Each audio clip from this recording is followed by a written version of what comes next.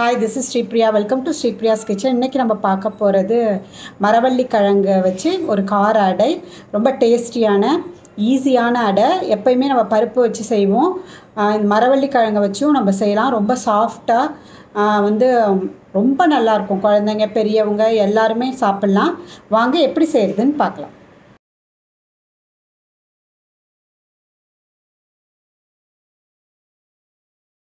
மரவள்ளி கிழங்கு இந்த மாதிரி இருக்கும்.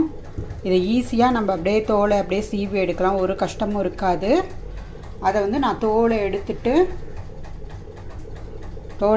நல்லா கழுவிட்டேன். பாருங்கள் எவ்வளோ சூப்பராக இருக்குன்ட்டு. அதை இந்த மாதிரி ஸ்லைஸாக ஈஸியாக வெட்ட முடியும். கஷ்டமாக இருக்கும்லாம் நினைக்க வேண்டாம். இந்த மாதிரி பொடியாக அரிஞ்சு வாட்டரில் போட்டு நல்லா ஒரு 2-3 டைம்ஸ் நம்ம கழுவுனோம்னா அதில் உள்ள ஸ்டார்ச் எல்லாம் கொஞ்சம் போயிடும். இந்த மாதிரி கழுவி 2-3 டைம்ஸ் கழுவி எடுத்துக்கணும். மரவள்ளி கிழங்கு துண்டுகளாக வெட்டி ஒரு 4-5 டைம்ஸ் கழுவுன்னு தொட்டு பாருங்கள். அந்த ஸ்டார்ச் எல்லாம் போயிட்டு இல்லாட்டி நல்லா மாவு மாதிரி தெரியாது. வாட்டர் எவ்வளோ கிளியராக இருக்கு பாருங்கள். அது மாதிரி நல்லா கழுவி எடுத்துக்கணும். 1/2 டம்ளர் இட்லி ரைஸ், 1/2 டம்ளர் மாவு பச்சரிசி ரா ரைஸ் சேர்த்து 4 hours ஊற வச்சுருக்கேன். ஒரு அடிகனமான பாத்திரத்தில் 1 டேபிள் ஸ்பூன் நல்லெண்ணெய் விட்டுருக்கேன். 2 மீடியம் சைஸ் வெங்காயத்தை நறுக்கி வச்சுருக்கேன். கொஞ்சம் கருவேப்பிலை போட்டிருக்கேன். எண்ணெய் சூடானதும் கருவேப்பிலையும் வெங்காயத்தையும் நறுக்கின வெங்காயத்தையும் போட்டிருக்கேன். கொஞ்சம் 1/4 ஸ்பூன் தேவையான அளவு உப்பு போட்டிருக்கேன். இது ராஸ்மெல் போகிற வரைக்கும் நம்ம வதக்கணும். ஆனியன் பச்சை வாசனை போக வதங்கிடுச்சு. பொன்னிறமாக தேவையில்லை. இப்போ நான் ஒரு 1/2 கப்பு தேங்காய் சேர்த்துருக்கேன். இதை சேர்த்து நம்ம சும்மா ஒரு 30 செகண்ட்ஸ் நம்ம கலந்து விட்டுட்டு ஸ்டவ்வை ஆஃப் பண்ணிடலாம். தேங்காய் அப்படியும் போடலாம் வதக்காமல். பட் இப்போ டேஸ்ட் இன்னும் கொஞ்சம் நல்லாயிருக்கும். இப்போ ஸ்டவ்வை ஆஃப் பண்ணிடலாம். இப்போ வேறு ஒரு பாத்திரத்துக்கு தேங்காய் வெங்காய கலவையை ட்ரான்ஸ்ஃபர் பண்ணலாம். இப்போ பாத்திரத்துக்கு ட்ரான்ஸ்ஃபர் பண்ணியாச்சு. வெங்காய தேங்காய் கலவையை நல்லா ஆறட்டும். 1/4 கப் ரா ரைஸ் மாவு பச்சரிசி, 1/4 கப் இட்லி அரிசி, 1 ஸ்பூன் சோம்பு, ஒரு 5 காஞ்ச மிளகாய் போட்டிருக்கேன். ஒரு டேபிள் ஸ்பூன் வாட்டர் விட்டுருக்கேன். இதை மூடி போட்டு மிக்சியில் மூடி நைஸாக அரைச்சி எடுக்கலாம். அரிசி மிளகாயோடு அரைச்சி எடுத்தாச்சு. சோம்பு போட்டு இப்போ நான் ஒரு 2 கப்ஸ் மரவள்ளி கிழங்கை கழுவி வச்சுருக்கேன். இதை சேர்த்து வாட்டர் விடாமல் நம்ம அரைச்சி எடுத்துக்கலாம்.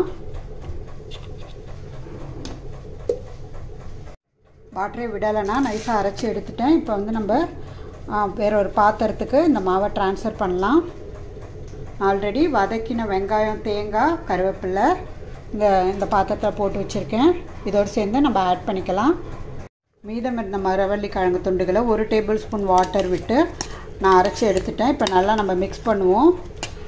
எல்லாமே சேர்ந்து கலக்கிற மாதிரி ஒரு 1/2 ஸ்பூன் நான் சால்ட் சேர்த்துருக்கேன். நம்ம டேஸ்ட் பண்ணி பார்த்துக்கலாம் சரியாக இருக்கான்ட்டு. சரியாக இல்லைன்னா அகைன் சேர்த்துக்கலாம். நம்ம அடை மாவு கன்சிஸ்டன்சி இருக்கணும். ரொம்ப வாட்டரியாகவும் இருக்கக்கூடாது, ரொம்ப திக்காகவும் இருக்கக்கூடாது. இந்த கன்சிஸ்டன்சி பார்த்து நம்ம வாட்டர் வேணும்னா ஆட் பண்ணிக்கலாம். இப்போ நான் 1 டேபிள் ஸ்பூன் வாட்டர் மிக்ஸி கழுவி அந்த வாட்டரை ஆட் பண்ணிக்கிட்டேன். கொஞ்சம் கொத்தமல்லி ஆட் பண்ணியிருக்கேன். உப்பு உங்களுக்கு டேஸ்ட்டுக்கு தகுந்த மாதிரி சேர்த்துக்கோங்க. நான் கொஞ்சம் சேர்த்தேன், பத்தாமல் இருந்தது. பாருங்கள், இந்த அளவு திக் கன்சிஸ்டன்சி இருக்கணும். வாட்டரியாலாம் இருக்கக்கூடாது. இந்த மாதிரி இருக்கணும். இது நம்ம ஃப்ரிட்ஜில் வச்சு 1 வீக் கூட யூஸ் பண்ணலாம். அரைச்சோன்னே எடுத்து ஃப்ரிட்ஜில் வச்சிடலாம். சுடுறதுக்கு எவ்வளோ மாவு தேவையோ அதை மட்டும் வெளியில் எடுத்து ஒரு 1/2 hour வச்சுட்டு அப்புறமே நம்ம சுட்டு சாப்பிட்டோம் அப்படின்னா எக்ஸலண்ட்டான கார அடை தோசை, மரவள்ளி கிழங்கு வச்சு மரவள்ளி கிழங்கு கார அடை தோசை ரெடி ஆகிடும். டேஸ்ட் ரொம்ப எக்ஸலண்ட்டாக இருக்கும். நம்ம இப்போ இந்த அடைகளை ஊற்றலாம். அடை மாவு ரெடியாக இருக்குது. இந்த மாதிரி திக் கன்சிஸ்டன்சி இருக்கணும். நான் ஒரு அயன் தோசை தவா போட்டிருக்கேன். இதில் நம்ம நல்லெண்ணெய் விட்டுக்கலாம். நல்லெண்ணெய் விட்டுட்டு எல்லாத்தையும் பரப்பி விட்டுட்டு இந்த அடை மாவை எடுத்து நமக்கு எவ்வளோ சைஸ் தேவையோ. நான் சிம்மில் தான் ஸ்டவ்வை வச்சுருக்கேன். நம்ம இதை அழகாக நம்ம இப்படி பண்ணி விடலாம். இப்போ அழகாக நம்ம பருப்பு அடைலாம் செய்கிற மொத்தத்துக்கு நம்ம இதை வந்து பண்ணி விடலாம்.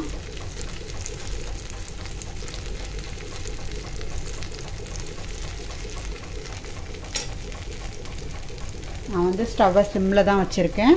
இப்போ இது மேலே நம்ம கொஞ்சம் நல்லெண்ணெய் விடலாம். உங்களுக்கு எவ்வளோ டேஸ்ட்டோ அதுக்கு தகுந்த மாதிரி விட்டுக்கலாம்.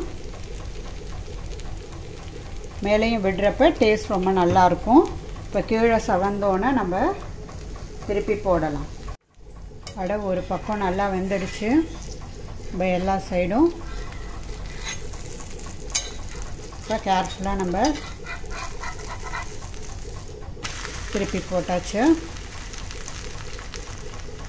நான் ஸ்டவ்வை வந்து சிம்மில் தான் வச்சுருக்கேன். இந்த சைடும் வெந்தோன்னே மரவள்ளி கிழங்கு கார அடை ரெடி ஆகிடும். திருப்பி போட்டாச்சு. பாருங்கள், எல்லா சைடும் நல்லா பொன்னிறமாக எவ்வளோ அழகாக வெந்திருக்கு பாருங்கள்.